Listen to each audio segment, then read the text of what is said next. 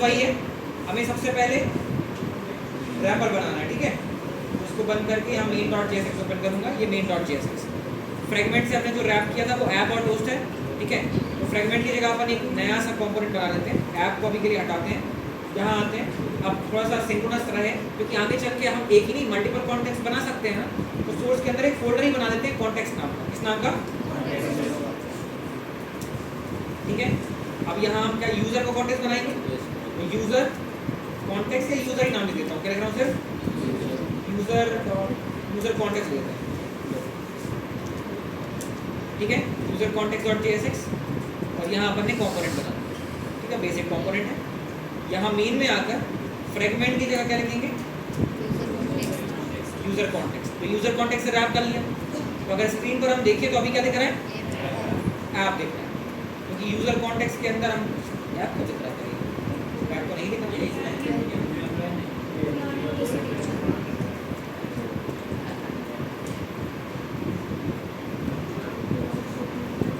ठीक है,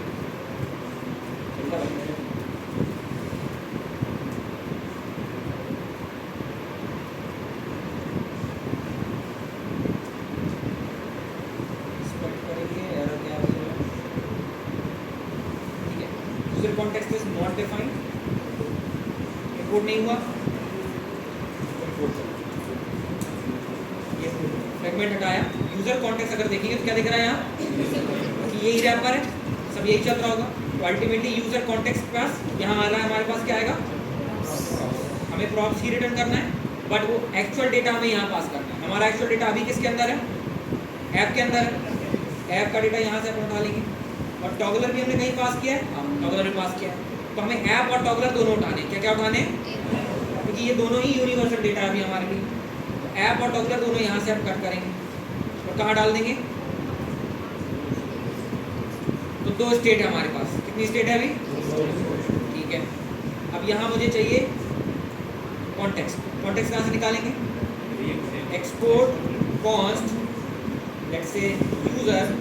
अब यूजर कॉन्टेक्स्ट तो नाम अपन ने बना दिया, तो इसे स्मॉल लेटर बना लेता हूँ, ठीक है। कंफ्यूज मत होना, ये कैपिटलाइज है और ये पूरा स्मॉल है ना। Create context starting value. अब यहाँ जो है ना, मुझे प्रॉप डॉट चिल्ड्रन पास करना है, क्या करना है, प्रॉप डॉट चिल्ड्रन। और जो मुझे निकालना है यहाँ पास करना है हमारा यूजर कॉन्टेक्स्ट, यूजर। वैल्यू में मुझे क्या पास करना होगा, 4 वैल्यूज होगी हमारे पास।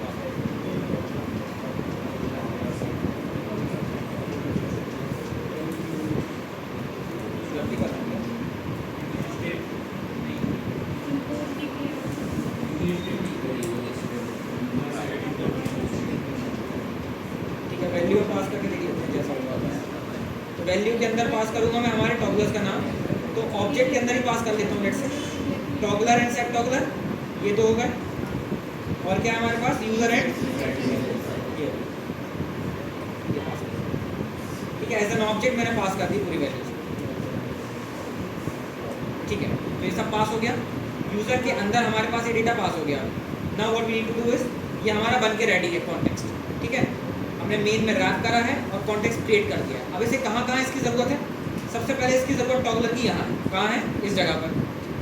तो यहाँ मैं लिखूँगा टॉगलर के लिए यूज कॉन्टेक्स्ट के अंदर यूजर कॉन्टेक्स्ट, यहाँ से बोलूँगा कॉन्स्ट, क्या निकाल दो,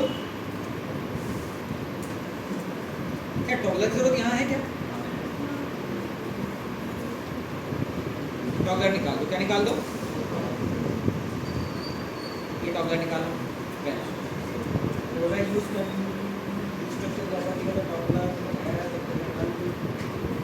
वैल्यू आता है, डेटा आता है, वैल्यू ही आता था ना।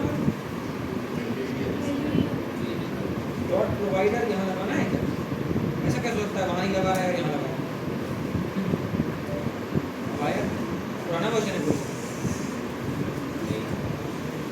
पता नहीं, ठीक है। तो एक्चुअली जो नया रिएक्ट आया है ना, रिएक्ट का 19 वर्जन है, उसमें डॉट प्रोवाइडर को हटा दिया है।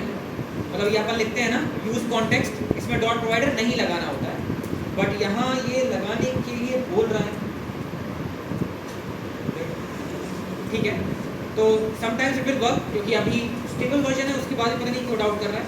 अपने पुराने एप्लीकेशन अपन ने डॉट प्रोवाइडर नहीं लगाया था ना, तो यहाँ ये लगाने की मतलब बोल रहा है कि लगाना पड़ेगा। तो ये थोड़ा सा देख लेना, ये की गलती है मैं करूँ।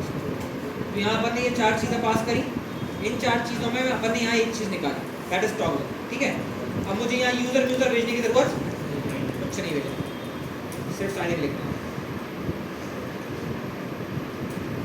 कुछ भी एक्स्ट्रा नहीं भेजना। ठीक है, यूज़र ये भी नहीं भेजना, ये भी खाली छोड़।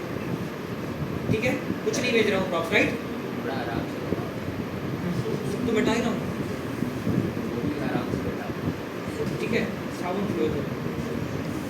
ठीक है, यहाँ देखो, तो what basically we are doing is, यहाँ अगर हम ध्यान से देखेंगे तो यहाँ हमने पूरा ऑब्जेक्ट पूरे क्रिएट कर दिए, यहाँ से मैंने पूरे के पूरे ऑब्जेक्ट पास कर दिए। अब हमें कोई भी प्रॉप्स नहीं भेजना, तो यहाँ जहाँ भी हम प्रॉप्स भेजते थे ना सेल्फ क्लोजिंग टैग में, वहाँ कहीं भी हमें प्रॉप्स नहीं भेजना है। तो प्रॉप्स पूरे मैंने हटा दिए। अब प्रॉप्स हटा दिए, दैट मीन्स सबसे पहले चलते हैं साइन इन। अगर साइन इन पर देखेंगे तो ये प्रॉप्स बचा ही नहीं है, तो हटा दिया इसे। जब प्रॉप्स नहीं बचा तो ये डेटा कहाँ से आएगा? ये आएगा यूज कॉन्टेक्स्ट। कहाँ से आएगा? तो हमारे कॉन्टेक्स्ट का नाम क्या है? User context. ये आ गया, तो यहाँ से ये प्रॉप हटा। तो बोल रहा है type can not read the map user. तो जो ये लाइन यहाँ लिखी है मैंने, एग्जैक्टली यही सेम चीज अब कहाँ आने वाली है? Sign up and user. User में भी यहाँ प्रॉप लिखा हुआ है, एग्जैक्टली यही चीज हमें यहाँ चाहिए। ग्रैब कर लो इसको,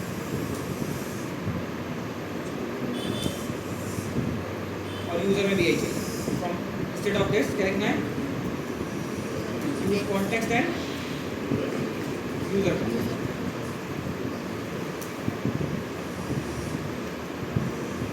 कोई एरर नहीं है। और इफ यू सी दैट